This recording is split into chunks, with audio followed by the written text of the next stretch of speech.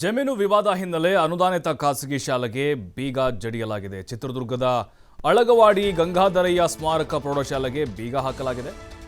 ಶಾಲೆಗೆ ಬೀಗ ಹಾಕಿದ್ರಿಂದ ಹೊರಗಡೆ ಕುಳಿತುಕೊಂಡು ವಿದ್ಯಾರ್ಥಿಗಳು ಪಾಠ ಕೇಳುವಂತಹ ಪರಿಸ್ಥಿತಿ. 8ರಿಂದ 10ನೇ ತರಗತಿವರೆಗಿದೆ ಶಾಲೆ. ಇದು 8, 9, 10 103 ಇದೆ ಮಕ್ಕಳ ಸಂಖ್ಯೆ. 1995ರಲ್ಲಿ ಶಾಲೆಗಾಗಿ ಜಮೀನು ಲೀಸ್ಗೆ ನೀಡಲಾಗಿತ್ತು. 95ರಲ್ಲಿ ಶಾಲೆ ನಡೆಸ್ತೀವಿ ಅಂತ ಹೇಳಿದಾಗ ಜಮೀನನ್ನು ಅಲ್ಲಿ ಲೀಸ್ಗೆ ಕೊಡಲಾಗಿತ್ತು. ಈಗ ಜಾಗವನ್ನು ಬಿಟ್ಕೊಡಿ ಅಂತ ಖಾಸಗಿ ಶಾಲೆಗೆ ಬೀಗ ಹಾಕಿದ್ದಾರೆ. ಈಗ ಜಮೀನು ಮಾಲೀಕರು ಲೀಸ್ ಟೈಮ್ ಮುಗೀತಪ್ಪ, ಈಗ ಮನೆ ಬಾಡಿಗೆ ಲೀಸ್ ತೊಗೊಂಡಾಗ ಕೇಳ್ತಾರಲ್ಲ ಹಾಗೆ, ಲೀಸ್ ಟೈಮ್ ಮುಗೀತು ನಮಗೆ ಬಿಟ್ಕೊಡಿ, ಇಷ್ಟು ವರ್ಷ ಅಗ್ರಿಮೆಂಟ್ ಆಗಿತ್ತು ಅಂತ ಕೇಳ್ತಾರಲ್ಲ ಹಾಗೆ ಖಾಸಗಿ ವ್ಯಕ್ತಿಗಳ ಜಮೀನು ವಿವಾದಕ್ಕೆ ಮಕ್ಕಳ ಪಾಠಕ್ಕೆ ಈಗ ಅಡ್ಡಿ ಉಂಟಾಗಿದೆ. ನೋಡಿ, ಗೇಟ್ ಮುಂದ್ಗಡೆ ಕುಳಿತೆ ಪಾಠ ಕೇಳುವಂಥ ಪರಿಸ್ಥಿತಿ ನಿರ್ಮಾಣ ಆಗಿದೆ. ಬಟ್ ಇದರಲ್ಲಿ ಎರಡೂ ಕಡೆನೂ ಕೂಡ ಮಿಸ್ಟೇಕ್ ಇದ್ದಾವೆ.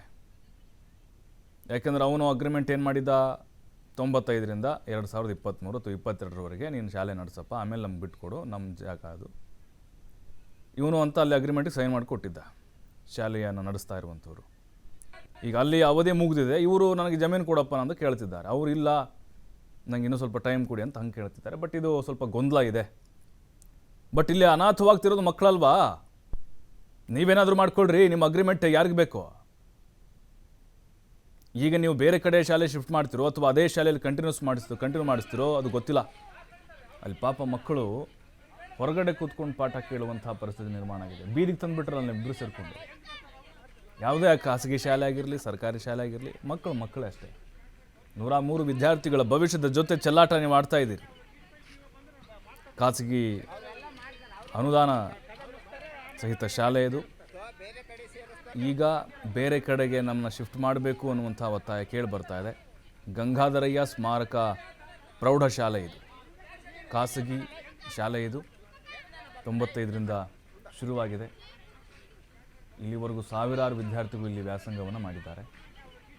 ನೋಡಿ, ಗೇಟ್ ಹೊರಗಡೆ ಕೂತ್ಕೊಂಡು ಕಾಯಬೇಕಾದಂಥ ಪರಿಸ್ಥಿತಿ, ಅಲ್ಲೇ ಪಾಠ ಕೇಳಬೇಕಾದಂಥ ಒಂದು ಪರಿಸ್ಥಿತಿ. ಇದನ್ನು ಆದಷ್ಟು ಬೇಗ ಬಗೆಹರಿಸ್ಕೊಳ್ಬೇಕು. ಅಲ್ಲಿ ಬೀದಿಲಿ ಕೂತಿರೋದು ನಿಮ್ಮ ಮಕ್ಕಳಲ್ಲ, ಅಲ್ಲಿ ನಮ್ಮ ಬಡವ್ರ ಮಕ್ಕಳು. ಏನೋ ಹಳ್ಳಿ ಸುತ್ತಮುತ್ತ ಒಂದು ಖಾಸಗಿ ಶಾಲೆ ಇದ್ದರೆ ಅನುಕೂಲ ಆಗುತ್ತೆ, ಐಷಾರಾಮಿ ಶಾಲೆಗಳಿಗೆ ಹೋಗಿ ಕಳ್ಸೋಕ್ಕಾಗೋದಿಲ್ಲ ಅಂಥೇಳಿ ಎಲ್ಲರೂ ಖುಷಿಪಟ್ಟಿದ್ರು. ಆದರೆ ಇಂಥ ಪರಿಸ್ಥಿತಿ ನೋಡಿ ಪೋಷಕರು ಕೂಡ ಒಂದು ರೀತಿ ಬೇಸರ ತರಿಸ್ತಾ ಇದೆ. ಮತ್ತಷ್ಟು ಮಾಹಿತಿ ವೆಂಕಟೇಶ್ ಕುಲಕರ್ಣಿ ನೀಡ್ತಾರೆ. ವೆಂಕಟೇಶ್ ಕುಲಕರ್ಣಿ, ಅದು ಖಾಸಗಿ ಶಾಲೆ ಅಥವಾ ಸರ್ಕಾರಿ ಶಾಲೆ ಆಗಿರ್ಬೋದು, ಪಾಪ ಮಕ್ಕಳನ್ನು ಬೀದಿಗೆ ತಂದು ನಿಲ್ಲಿಸ್ಬಿಟ್ಟಿದ್ದಾರೆ ಇವರಿಬ್ಬರು ಸೇರಿಕೊಂಡು. ಏನೋ ಅಲ್ಲಿ ಮಾತುಕತೆ ಅಗ್ರಿಮೆಂಟ್ ಆಗಿತ್ತು, ಈಗ ಅದನ್ನು ಯಾವ ರೀತಿ ಬಗೆಹರಿಸ್ಕೊಳ್ಬೋದು, ಯಾವ ರೀತಿ ಮುಂದೆ ಉಪಾಯಗಳಿದೆ ಅಂತ? ಹೌದು ಪ್ರಭು, ಏನು ಚಿತ್ರದುರ್ಗದ ಅಳಗವಾಡಿ ಗಂಗಾಧರಯ್ಯ ಸ್ಮಾರಕ ಪ್ರೌಢಶಾಲೆಗೆ ಈಗ ಬೀಗ ಹಾಕಿರ್ತಕ್ಕಂಥ ಒಂದು ಪ್ರಕರಣ ತಿರುಗಿರ್ತಕ್ಕಂಥದ್ದು. ಏನು ಈ ಒಂದು ಶಾಲೆಯಲ್ಲಿ 8 ಮತ್ತು 10ನೇ ತರಗತಿಯಲ್ಲಿ ಓದ್ತಕ್ಕಂಥ ಸುಮಾರು 103 ಮಕ್ಕಳು ಈ ಒಂದು ವಿದ್ಯಾಭ್ಯಾಸ ಮಾಡ್ತಾ ಇದ್ದಾರೆ. ನಿಜಲಿಂಗಪ್ಪ ಎಂಬುವರು ಸುಮಾರು 35 ವರ್ಷದ ಹಿಂದೆ ಈ ಒಂದು ಜಾಗ ಏನಿದೆ, ಜಾಗವನ್ನ ಶಾಲೆಗೆ ಲೀಸ್ ರೂಪದಲ್ಲಿ ನೀಡಿದ್ರು. ಅದು ವಾಲ್ಮೀಕಿ ವಿದ್ಯಾಸಂಸ್ಥೆಗೆ 1995ರಲ್ಲಿ ಈ ಲೀಸ್ ಆಗಿತ್ತು. ಸೊ ಈ ಲೀಸ್ ಮುಗ್ದೋಗಿದೆ ಅನ್ನುವಂತ ನಿಟ್ಟಿನಲ್ಲಿ ಈಗ ಖಾಸಗಿ ವ್ಯಕ್ತಿಗಳು ಜಮೀನಿನ ವಿವಾದಕ್ಕೆ ಸಂಬಂಧಪಟ್ಟಂತೆ ಈ ಒಂದು ಶಾಲೆಗೆ ಬೀಗವನ್ನು ಹಾಕಿದ್ದಾರೆ. ಸುಮಾರು 103 ವಿದ್ಯಾರ್ಥಿಗಳ ಭವಿಷ್ಯಕ್ಕೆ ಕೊಡ್ಲಿ ಪೆಟ್ಟನ್ನ ಕೂಡ ತಂದಿರ್ತಕ್ಕಂಥದ್ದು. ಏನು, ಜಾಗ ನಮ್ದು, ಶಾಲೆ ನಮ್ದು, ಹೀಗಾಗಿ ನಾವು ಬೀಗ ಹಾಕ್ತೀವಿ ಅನ್ನುವಂತ ನಿಟ್ಟಿನಲ್ಲಿ ಮಕ್ಕಳನ್ನ ಹೊರಗಡೆ ಕಳಿಸಿ ಏನು ಸಿದ್ದಪ್ಪನ ಕುಟುಂಬಸ್ಥರು ಶಿವಮೂರ್ತಿ ಮತ್ತು ಮಕ್ಕಳು ಈ ಒಂದು ಕೃತ್ಯವನ್ನ ಎಸಗಿರ್ತಕ್ಕಂಥದ್ದು. ಇದರಿಂದ ಸುಮಾರು 103 ವಿದ್ಯಾರ್ಥಿಗಳ ಭವಿಷ್ಯ ಡೋಲಾಯಮಾನವಾಗಿರ್ತಕ್ಕಂಥದ್ದು.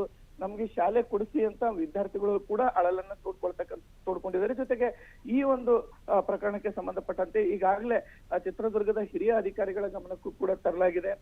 DDPI ಅವರು ಕೂಡ ಈ ಬಗ್ಗೆ ಗಮನ ಹರಿಸಿ ಸೂಕ್ತ ಕ್ರಮವನ್ನ ಕೈಗೊಳ್ತೀವಿ ಅನ್ನುವಂತ ಮಾಹಿತಿಯನ್ನ ಕೂಡ ನೀಡಿರ್ತಕ್ಕಂಥದ್ದು. ಪ್ರಭು, ಒಟ್ಟಾರೆಯಾಗಿ ಖಾಸಗಿ ವ್ಯಕ್ತಿಗಳು ಶಾಲೆಯನ್ನ ಬೀಗ ಹಾಕೋ ಬದಲು ಇನ್ನೂ ಒಂದು ಸ್ವಲ್ಪ ಟೈಮ್ ಕೊಡ್ಬೋದಾಗಿತ್ತು ಅಂತಕ್ಕಂಥ ಮಾತುಗಳು ಆ ಭಾಗದಲ್ಲಿ ಕೇಳಿ ಬರ್ತಾ ಇರ್ತಕ್ಕಂಥದ್ದು. ಪ್ರಭು, ಇದು ಶಿಕ್ಷಣ ಇಲಾಖೆಯವರ ಗಮನಕ್ಕೆ ಹೋಗಿದೆಯಾ ವೆಂಕಟೇಶ್ ಕುಲಕರ್ಣಿ? ಅವ್ರು ಮಧ್ಯಪ್ರವೇಶ ಮಾಡ್ಬೋದಾ, ಇಲ್ಲಿ ಏನಾದರೂ ಬಗೆಹರಿಸ್ಕೊಳ್ಬೋದಾ?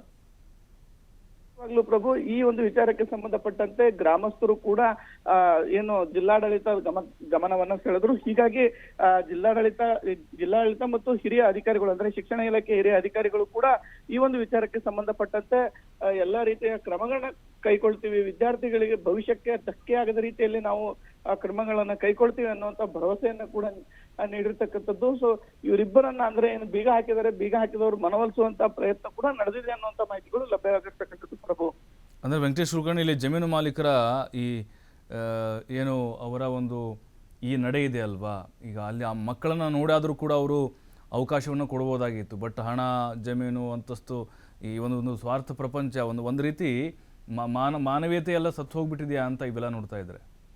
ಖಂಡಿತವಾಗ್ಲೂ ಪ್ರಭು, ಏನು ಇನ್ನು 3-4 ತಿಂಗಳಿಗೆ ಈ ಶೈಕ್ಷಣಿಕ ವರ್ಷ ಕಂಪ್ಲೀಟ್ ಆಗುತ್ತೆ. ಅಲ್ಲಿವರೆಗೂ ಆದ್ರೂ ಅವರು ವಿದ್ಯಾರ್ಥಿಗಳಿಗೆ ಅವಕಾಶವನ್ನ ಕೊಡ್ಬೋದಾಗಿತ್ತು. ಆದ್ರೆ ಅವಕಾಶವನ್ನ ಕೊಡದೆ ಜಾಗ ನಮ್ದು, ಅವರ ತಮ್ಮ ಕುಟುಂಬದ ವ್ಯಾಜ್ಯನ್ನ ಬಗೆಹರಿಸ್ಕೊಳ್ಲಿಕ್ಕೆ ಶಾಲೆಗೆ ಬೀಗ ಹಾಕಿರ್ತಕ್ಕಂಥದ್ದು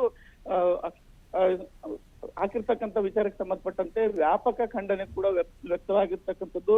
ಏನು ವಿದ್ಯಾರ್ಥಿಗಳ ಭವಿಷ್ಯಕ್ಕೆ ಕೊಡ್ಲಿ ಪೆಟ್ಟು ಬೀಳುತ್ತೆ, ಅದರಲ್ಲೂ SLC ಓದ್ತಕ್ಕಂಥ ಮಕ್ಕಳ ಭವಿಷ್ಯಕ್ಕೆ ಸಾಕಷ್ಟು ತೊಂದರೆ ಆಗ್ತದೆ. ಅದನ್ನಾದ್ರೂ ಮನಗಂಡು ಅವರು ಸುಮ್ಮನೆ ಇರ್ಬೇಕಿತ್ತು. ಆದ್ರೆ ಅದ್ಯಾವುದನ್ನು ಲೆಕ್ಕಿಸದೆ ಬೀಗ ಹಾಕಿರ್ತಕ್ಕಂಥದ್ದು ಗ್ರಾಮಸ್ಥರ ಆಕ್ರೋಶಕ್ಕೆ ಕಾರಣ ಆಗಿರ್ತಕ್ಕಂಥದ್ದು ಪ್ರಭು. ಥ್ಯಾಂಕ್ ಯು ಕುಲಕರ್ಣಿ ಮಾಹಿತಿಗಾಗಿ.